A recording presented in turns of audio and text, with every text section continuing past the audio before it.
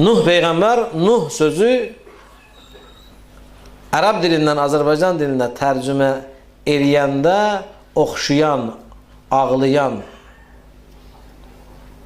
ağlamaq sözündən də Nuh'a nəyə görə Nuh deyiblər? Nuhun əsl adı Əbdülğəffardır. Nuh Peyğəmbər ki, hamımız bilirik. Quranda da adı var. Nuh əsl adı Əbdülğəffar. Yəni bağışlayanın nəyi? Qulu. Əbdülğəffardır onun adı. Lakin Nuh'a ona görə Nuh deyilib ki, Nuh 950 il nədir? Ümmətinin inatkarlıq eləməyinə görə nədir? Təəssüf edib ağlayıb. Hələ Allaha yalvarıb ki, bu nə cür insanlardılar bunlar? Quran ayəsi ilə 950 il yazıq zəhmət çəkib. Peyğəmbər zəhmət çəkib, zülüm görüb.